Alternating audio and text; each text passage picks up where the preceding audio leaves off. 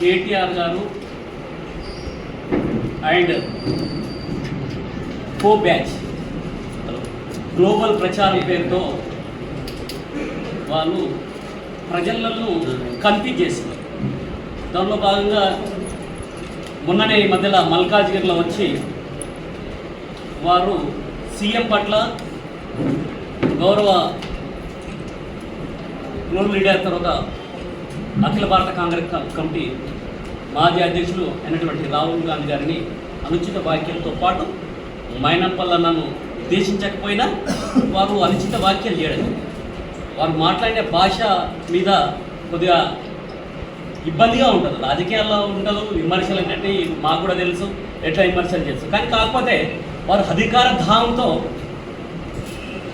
డబ్బు ధామంతో వాళ్ళు ఏంటంటే అహంకారం నెత్తికెక్కి వారు ఈరోజు వ్యవస్థలు కించపరిచే విధంగా వారు మాట్లాడతారు. ముఖ్యంగా రేవంత్ రెడ్డి గారి మీద వాళ్ళ మాటల వాళ్ళు ఏంటంటే టీఆర్ఎస్ కోబే చూస్తుంటే ఎంత మాట్లాడుతారో అందరూ కూడా ప్రజలు గమనిస్తున్నారు. అందుకోసానికి మేము కూడా ఏంటంటే అందరు కూడా వచ్చి గుండాలు, రౌడీలు, మా దగ్గర రౌడీలు ఉన్నారు తర్వాత అనేది అర్థం చేసుకోవాలి. కొంతమంది దాన్ని చూసి మన జిల్లా సంబంధించిన వాళ్ళు, మాజీ ఎమ్మెల్యే, జిల్లా పార్టీ అధ్యక్షులు వారు కూడా మాట్లాడడం జరిగింది. నాకు అర్థం కాలేదు. అది అక్కడ మల్కాజ్గిరి విషయం కాన్స్టిట్యూన్సీలో మాట్లాడి మెదక్ కాన్స్టిట్యూన్సీలో మాట్లాడితే వాళ్ళు ఎట్లా మాట్లాడుతారు అంటే అసలు దేనికి పొంతం లేకుండా మాట్లాడుతున్నారు. అక్కడ మాట్లాడినందరూ అసలు కేటీఆర్ గారికే పొంతం లేదు, ఆయన మాట్లాడే భాష ఆయనకే పొంతం లేదు. దాన్ని చూసి నాయకులు ఎందుకు బుధాలు తడుపుకుంటారో అర్థం కావట్లేదు. వాళ్ళు మతిస్థీతం తప్పిన మాట్లాడుతూ దాన్ని ఇచ్చిపెట్టి ఇంకొకరి మీద వేస్తున్నారు. నేను అందుకోసానికే ముఖ్యంగా ఇక్కడ చెప్తున్నా, అభివృద్ధి విషయంలో రాష్ట్ర ప్రభుత్వం చాలా స్పష్టంగా అందరు ఎమ్మెల్యేలకు, గెలిచిన ఎమ్మెల్యేలకి ఈరోజు 6 గ్యారెంటీలతో పాటు అడగకున్న అన్నీ కూడా ఈరోజు ప్రజాస్వామ్యబద్ధంగా ఎన్నికైనటువంటి నాయకులకు అందరికి కూడా ఈరోజు ఇవ్వడం జరుగుతుంది. దాంట్లో భాగంగా నేను ఎక్కడ చెప్పమన్నా చెప్తా, ఏం చెప్పమన్నా, గౌరవ మెదక్ ఎమ్మెల్యే గారు 1000 కోట్ల పై చిలుకు వారు ఈరోజు అభివృద్ధి కార్యక్రమాలు చేశారు. వారు మెడికల్ కాలేజ్ గురించి చెప్తే పద్మాక మరి కాగితాల మీద తర్వాత ఇక్కడికి వెళ్ళి ఎన్ని ఆఫీసులు ఎత్తుకపోయారో వాళ్ళకి, ఆమెకే తెలియదు, సోయే లేదు ఆమెకి. ఎంత మిస్కెత్తుకపోయిందో ఆమెకు సోయి లేదు, ఎంత అక్రమాలు జరిగినాయో సోయి లేదు.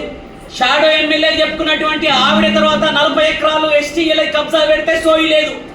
వారికి కాన్సెన్స్ మీద సోయి లేదు. కానీ మరి అక్రమ సంపాదన మీద వాళ్ళ అధ్యక్షునిగా, ప్రజల కోసం పనిచేసే నాయకునిగా ఆయన పట్ల తర్వాత ఎందుకంటే ఆయన కేవలం ప్రజలు అభివృద్ధి మీద దృష్టి పెడతారు కనుక ఆయన అంటే అభిమానంతో 1000 మంది ఆయన తలుపు తట్టడానికి, పొద్దులు లేవడానికి 100 మంది వస్తుంటారు. తర్వాత ఎందుకు వస్తారు?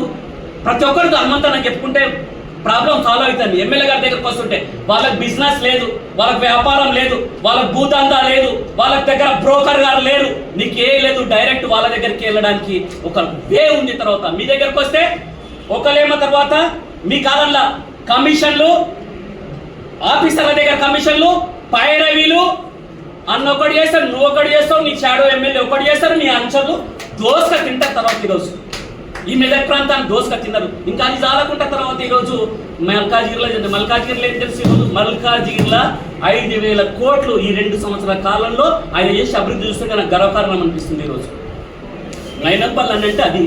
మైనంపల్లి దగ్గరికి నీ టీఆర్ఎస్ ఎమ్మెల్యేలు, నీ టీఆర్ఎస్ శ్రేణులు చాలా మంది మాపులో చన్నా నీ దండం పెడతామన్నా, నీ కాలు ముక్తామన్నా అని చేయించుకున్న వాళ్ళు అగ్రభాగా ఉంటారు, గుర్తుపెట్టుకో. అందుకోసానికే ఈ జిల్లాకు పట్టిన దారిద్రం హరీష్ రావు, కేటీఆర్, టీఆర్ఎస్ పార్టీ. ఈరోజు ఆ పార్టీ వల్లనే ఈరోజు మనం వెనుకడుగు వేయడం జరిగింది. ఈరోజు జిల్లాలో మన మెడికల్ కాలేజ్ గురించి మాట్లాడినావు కదా, నువ్వు మెడికల్ కాలేజ్ నీ కాగితాల మీద ఉంటే ఈ రోజు తర్వాత మెడికల్ కాలేజ్ డాక్టర్ రోహిత్ రావు గారు, తర్వాత నర్సింగ్ కాలేజ్ కానీ, ఇంటిగ్రేటెడ్ స్కూల్ కానీ తర్వాత ఈరోజు 100 కోట్ల రూపాయలు పెట్టి ఈరోజు పేద ప్రజల కోసానికి, అభివృద్ధి కోసానికి చేయడం జరుగుతుంది. ఇప్పుడే మా చెల్లె చెప్పింది 120 కోట్లు, 21 కోట్లు మున్సిపల్ అభివృద్ధి కోసం చేయడం జరిగింది. మొన్ననే గెలవడం జరిగింది ఎమ్మెల్యే గారు, తర్వాత మైనంపల్లన్న గారు, తర్వాత వాటి కూడా ప్రణాళిక తీసుకొని రమ్మంటున్నారు. నాకు తెలిసి అన్న ఫోన్ ఎత్తితే, ఫోన్ చేస్తే తర్వాత అభివృద్ధి మీద చేస్తారు తప్ప ఏ పైరవ కారికో, ఏ పైరవ కోసానికో ఏ రోజు కూడా చేయలేదు. నేను చెప్తున్న తర్వాత అందుకోసానికే మీ చరిత్ర ఎలాంటిదాకా ప్రమాణాలు చేసి ప్రమాణాలు జరిగే చరిత్ర మీది. మాటకు కట్టుబడి ఉండే చరిత్ర మైనంపల్లిది.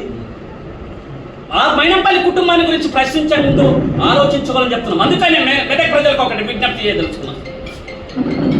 ఈ కన్ఫ్యూజ్ గాల మధ్యలో కన్ఫ్యూజ్ అయ్యేకంట మనకు అండగా ఉండే నాయకుడు మైనంపల్లి రోహిత్రావు గారికి మనం అండగా ఉన్నట్టయితే వారి నాయకత్వాన్ని మనం ముందుగా ప్రోత్సహిస్తే గ్రామాల్లో ఉండే రైతులు కానీ, కర్షకులు కానీ, కార్మికులు కానీ, విద్యావంతులు కానీ, మేధావులు కానీ ఒక్కసారి ఆలోచించుకోండి. అది కమిషన్ల ప్రభుత్వం. ఇది మాటకు కట్టుబడి జవాబుదారితనం ఉండే ప్రభుత్వం. ఇది మైనంపల్లి గారు కూడా, మైనంపల్లి ఫ్యామిలీ అంటే కూడా మాటకు కట్టుబడి ఉండేది.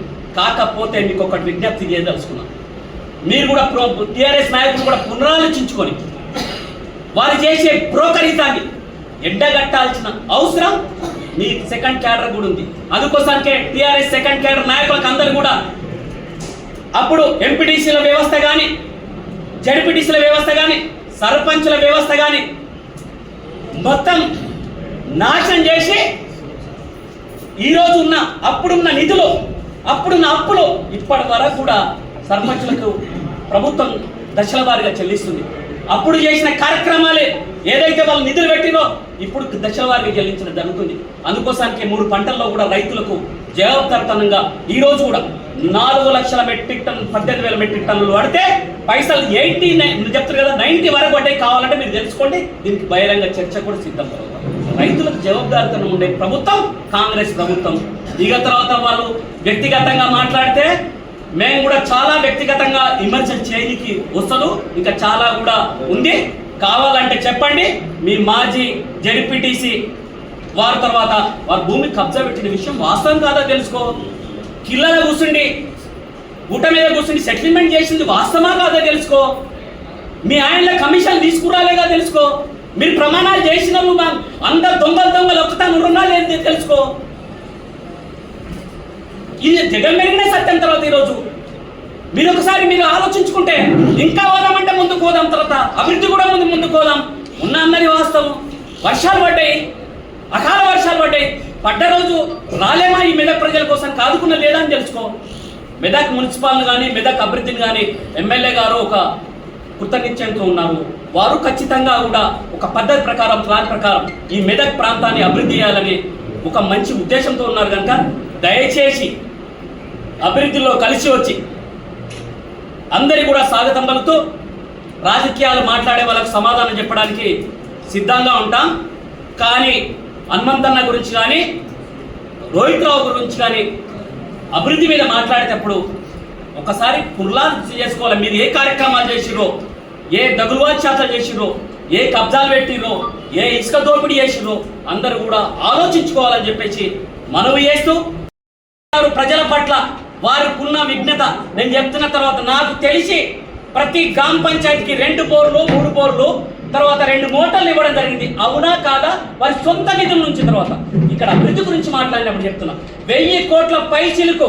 కానీ ఇక్కడ లేకపోతే చెప్తున్నా కదా, మేము దేనికంటే దాన్ని కొడతాం. 2 సంవత్సరాల కాలంలోనే, 2.5 సంవత్సరాల కాలంలోనే అన్నది అక్క అన్నది మొన్న అంటుంది వరదలు వచ్చినప్పుడు దిక్కులేదంట.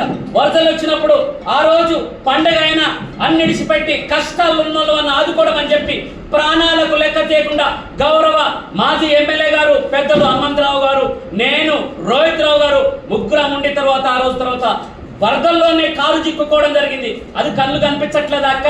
ముఖ్యమంత్రి గారు ఎప్పుడు తిరగనంత విధంగా, ఎప్పుడు పర్యటించిన విధంగా మొన్ననే ఇక్కడికి వచ్చి కూడా రివ్యూ చేయడం జరిగింది.